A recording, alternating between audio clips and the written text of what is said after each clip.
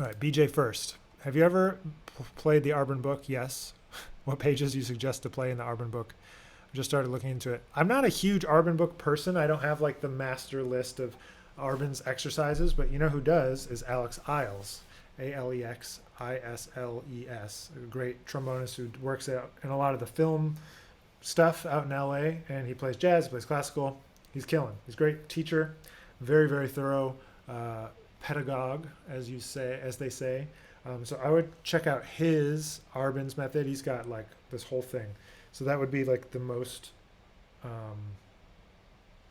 direct thing I could give you would be to go and check that out because he's got a very, very, very thorough routine out of the Arban's book.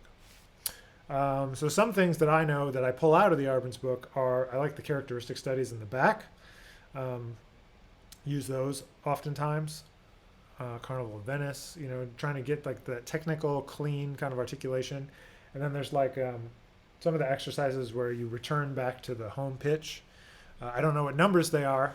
Somebody probably knows that's watching this and can put them in the comments. But it's like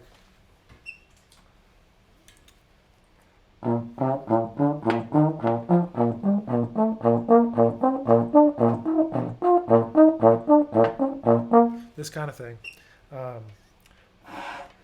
So you can do that kind of thing, and then you can do it like with a pedal tone.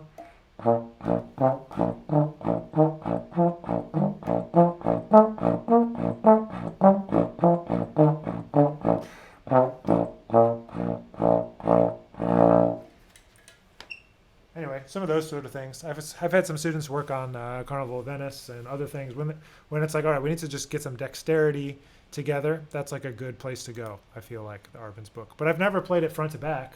Never. Here's another related question from Richard. How you doing, Richard? Claude Gordon book. If so, what are your thoughts on it? How do you approach each exercise? I haven't gotten that deep into it. James Burton, he showed me a couple exercises from that book last time. Actually, when he came to UNT a couple years ago, in the pre-pandemic times, he came down and did a master class for the lecture series, and yeah, it was super cool. So no, I don't have the class. I kind of think everyone should investigate all these books, and you have to kind of pick out different things to kind of work on what you need to work on. I don't think there's like a one solution, like there's a lot of solutions, a lot of different ways to work on the same things. And so I break it down into 3 categories and try to hit them every day, which is sound, articulation, and flexibility. And so there's a million ways to do it, and there's a million nuances to, any one of those things. But that's generally how I approach it. And I never play one whole book, I usually have one exercise for this, one exercise for that, this kind of thing. So, but you got to investigate a lot to figure out, what works for you. So, but the Claude Gordon thing is just like doing some stuff down into the pedal register. I think maybe just major triads down into the pedal register. About keeping the horn set on your face, I think. From Trevor, I'm about to play for the first time in a month. Any tips for getting back on the horn? Yeah, sure. So anytime after I take a long break, I try to play long tones, play music, right? So I don't just play a bunch of technical exercises. I try to play songs, melodies, long tones. I usually find that if I've taken a really long break, that the first thing to go is like endurance and centeredness, or like the foundation of my sound, like the core. That's the word I'm looking for. The core of my sound. And so if that's feeling fuzzy, then I do 2 things. One is whisper tones, whisper tones. I've explained before. You can find a video online about me talking about whisper tones, but whisper tones and pitch bends are 2 things, and then doing obviously long tones, and but it kind of takes some of the Caruso kind of thing, and I don't know the full Caruso thing, and I don't want to make a suggestion that's going to hurt you, but the thing where there's like an idea of keeping the horn on your face so you don't reset your chops all the time, especially for getting better endurance. So you got your setup, right? And even if I'm talking, it's moving around, right? So it's not really what I'm talking about. But if I play And then breathe through my nose without moving.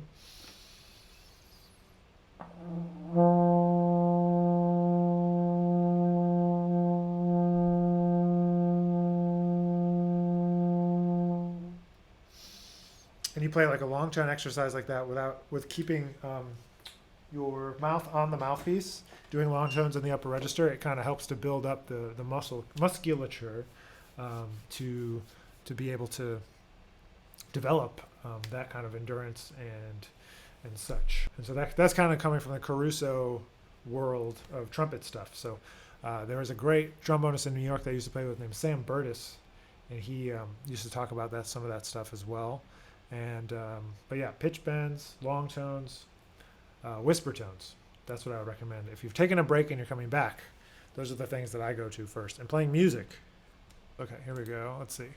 Richard asks, how do you approach incorporating the altered scale into your vocabulary and tunes that you're playing? Well, the altered scale is the same as the seventh mode of melodic minor. So you got to learn like all the modes of melodic minor. So for example, when you see a C7 altered, that's D flat melodic minor. And if I have to like be tied in and feeling like, oh my God, D flat melodic minor, I don't know what to do with that. That's the first step, right? Is to say, okay, I need to get familiar with my melodic minor scales so that when I see, D flat melodic minor, I don't freak out. So, but most of the time when I use the altered scale, it's to play on a 5 chord, the altered scale starts off like diminished, right? If you don't know what it is, it's and then it's whole tone at the top.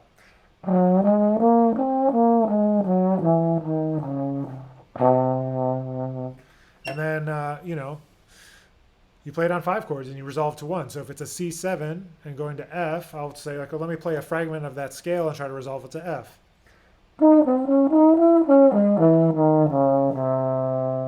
Or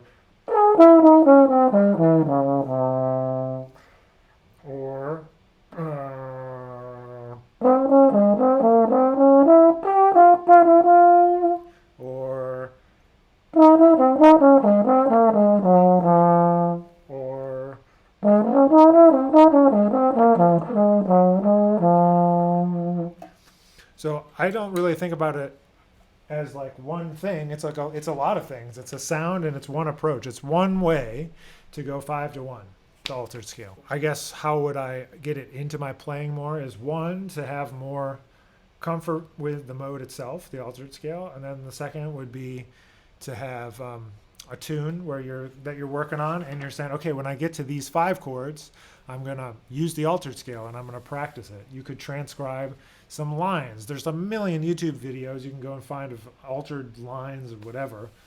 And then I would try to plug and play. That's what we do.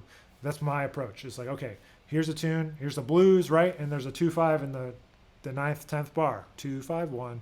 So in bar 10, I'm going to play that line. And so once I got that, I say, okay, where else in the blues could I put it? Well, I could put it in the 4th bar of the blues, setting up the 4 chord. And then I transpose it so that I play that same line. And then I improvise the first 3 bars, play that line, and then we're in the 5th bar. And so I play that line into the 5th bar. And then I do the same thing. I improvise until I get to the 10th bar where I initially played that line. And I'll play the line there. And then kind of stuff like that. And so take it from there and move into other tunes. For me, I think there's no better way to develop vocabulary than learning it and then putting it right into practice. So that's that part. Like you can take a phrase through the keys, but if you never actually plug it into a tune, you're actually never going to be able to use it when you're improvising. And you have to practice it so much that you don't have to think about it. That's like another aspect that sometimes we don't talk about enough, is that like there's one thing to like know a line, but then you have to know it so well that it you don't have to think about it. Like I'm just saying, like I was just playing and I just said, okay, here's 5 ways to use this scale to play. Because I don't really think about it in terms of scale, like chord scales and all that. That's like one way to think about it, but it's not really, I think it's a outdated way of thinking about it. The way that I teach jazz improvisation, it's more like it's a language, right? So you learn little bits of vocabulary, you learn words, and then you got to learn where the words go. And you're talking and you would put in those new words into your sentence, and but you have to know the building blocks, right? So we start off and make sure you know all your triads. Do you know your seventh chords? Do you know your modes? And even in 4 years, I've yet to find a student that really has mastered all of the triads, all of the seventh chords, up to the 13th, all of the modes of major, melodic minor, harmonic major. Like, people don't have the time to put in the time most of the time, but it's like you got to dig into all those building blocks, and then you can be more free. So I try to get people through as much of it as I can, but always something more to work on, right? Always something more to work on. And I see a question here from Kevin. What's up, Kevin? Hope you're doing well. He asked, do you ever play trad jazz or anything from that style? Yeah, sure. Definitely, there was a phase I was playing a bunch of trad jazz gigs in New York, and I was just saying that there's a couple of trad jazz records. There's a Kid Ory record up here, and there's a Jack Teagarden record up here. So, I mean, you learn a lot if you go and check out Kid Ory and Miff Mall, about orchestration, about finding a way for the trombone to fit into the ensemble, playing counterpoint with the trumpet and the clarinet or saxophone or whatever. Like, it's a whole different skill. It's a whole different type of improvisation when you're really thinking about, like, how does what I'm playing fit into the macro? It's not just my solo, right? It's like your solo, but also like everything's happening around you. It's not just you. So there's some singers that I played with. There's a group called the Hot Sardines that I played with a couple times. I mean, Postmodern Jukebox, for lack of a better way to put it, when it started, we played trad jazz stuff over tunes or over pop tunes, and that's kind of how that whole thing started. And it was just like tailgating and plunger and all kinds of things. But and it's something I always go back to. Like Lawrence Brown, who played with Ellington's band, was like an amazing virtuoso trombonist that didn't play that way at all. He's like super clean and clear and beautiful, but also part of that like trad jazz, early jazz kind of thing. But I guess most people usually think of like Kid Ory, Tailgate, Gut Bucket, et cetera, et cetera. But there's so much good stuff there. If you want to learn to play like all that New Orleans type stuff, like that people would call New Orleans jazz or traditional jazz, it kind of gets mixed up. It's not really like a very clear thing to say, But yeah, when I was like,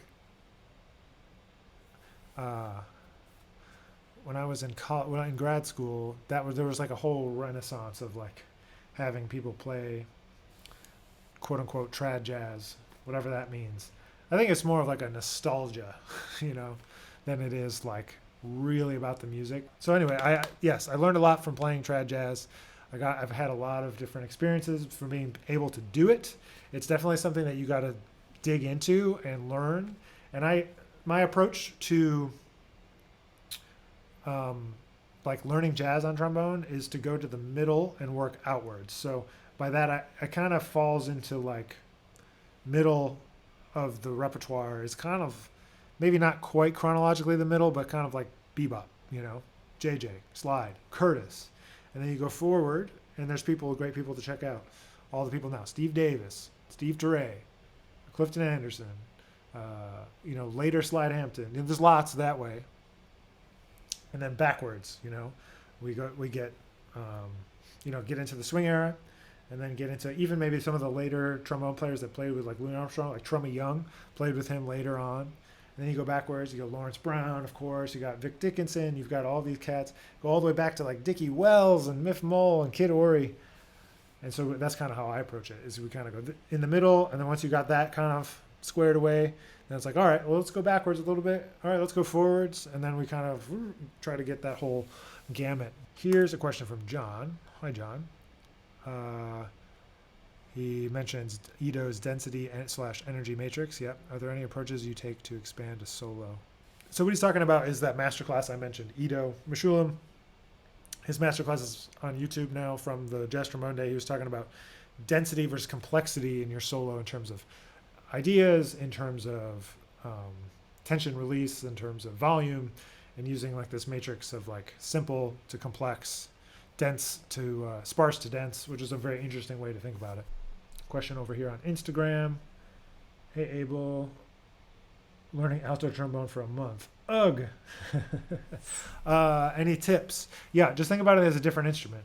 If you think about it trying to be too much like the trombone, the regular trombone, or it becomes screws with your mind a little bit, I think. And so viewing it as like, oh, here, it's a separate instrument, as a separate sound, a separate slide. My problem is I just always go too far with that. From Connor here. Recently got a pixie mute. Nice. Any good tips on how to practice and use it effectively? One is to make sure you shave down the corks to make sure that it fits into your trombone properly. And how do I know how far to put it in? Well, you have to have your plunger and it has to go all the way closed, right? So you want to make sure your trombone, it goes far enough in that it can be all the way closed. Now, people might fight me about this, but there used to be like a little piece in the end here. You can take it out with a screwdriver with like a flathead. Don't injure yourself, please. Disclaimer: don't injure yourself by doing this. But you can kind of take it out with a flathead screwdriver. And I find it rings is a little more resonant without that piece in there. And then you got to learn to use the pixie and the plunger as an extension of your jaw, as a vowel sound. Thinking about what is the vowel sound you're trying to make. And so there's a whole system of vowel sounds that I learned from Steve Trey. If you want to have a lesson sometime, we can go over it. It's too long. It would take me an hour to go through the whole thing with you right now. But vowel sounds, transcribe some solos, try to find the sounds. I like Lawrence Brown on Sweet and Pungent is the name of the track. And that's a pixie mute and plunger solo. Technically, I think he's using a non-Perel trumpet straight mute, but Sweet and Pungent. But going back to John's question, using the matrix to come up with material while soloing, do you have anything when you feel like you're running out of ideas but you need to keep on playing? Yeah. I mean, Ito puts it very well, so I'm not going to try to like reframe what Ito said. So go watch that video if you want to check out what Ito was talking about, this density matrix. But for me, if I have to keep on playing and I'm running out of ideas, I try to listen more and I try to take ideas.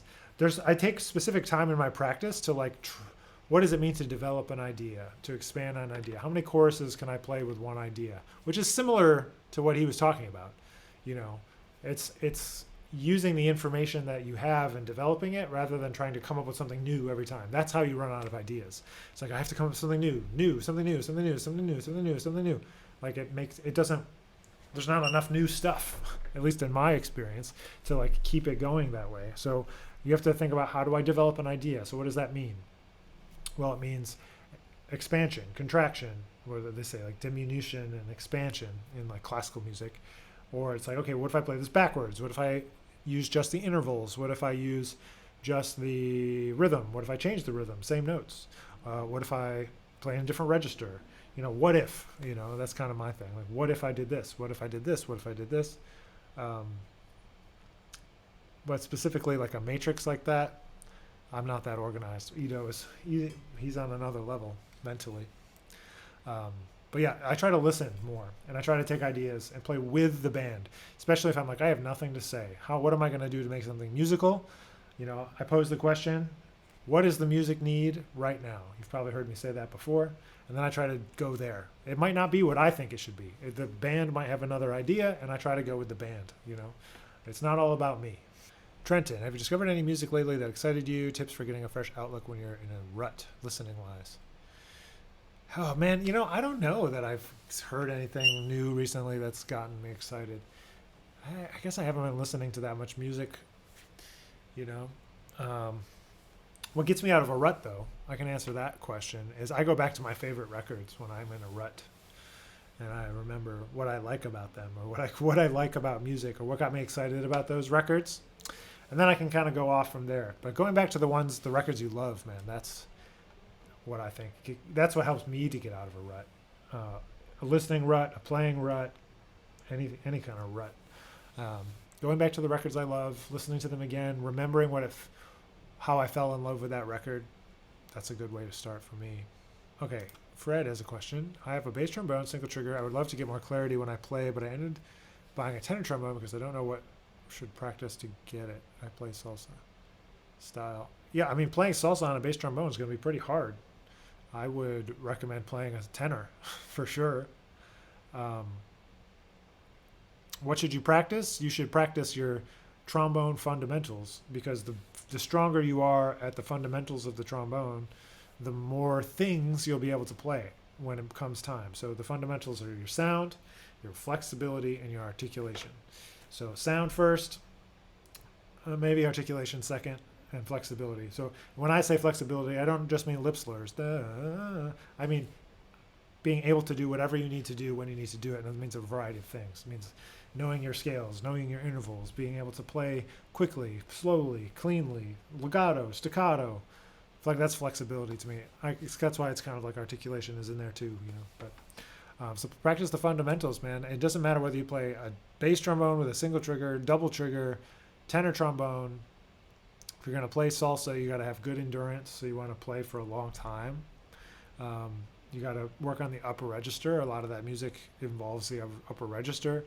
It involves, you know, like clean attacks. It involves like a little bit of intensity, pushing, you know, on top of the time, all that sort of stuff. So the horn really has nothing to do with it. Like, what horn you play doesn't make much of a difference on what you should practice. You got to be good at the trombone first. That's what I always say. You know, whether you want to play jazz, you want to play funk, you want to play fusion, you want to play whatever you want to play. If you can't play the instrument first, the trombone will not allow you to freely improvise or play in any other genre. Like, you got to just play the trombone.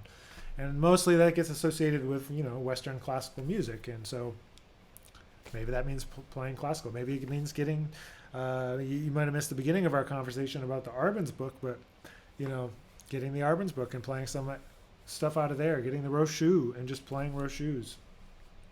Playing Rochus in different registers, you know.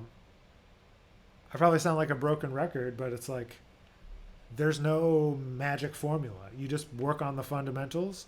You expand your knowledge of harmony and language, and that just helps you develop as a musician, and it helps you develop your opinions and your perspective, and it helps you develop your identity as a musician through all of that knowledge and through the fundamentals. So it doesn't matter what kind of music you're playing or what horn you play. You always have to work on the same things. And if you have good fundamentals, you can play whatever you want, you know, and then we can work on the details of playing the altered scale over a C7. Because if you don't have good fundamentals, it doesn't matter, because I won't be able to understand what you're saying, what you're playing over that altered scale if it's not clean and clear. I see no more questions coming in, so I'm going to log off for today, and I'll catch you all next week.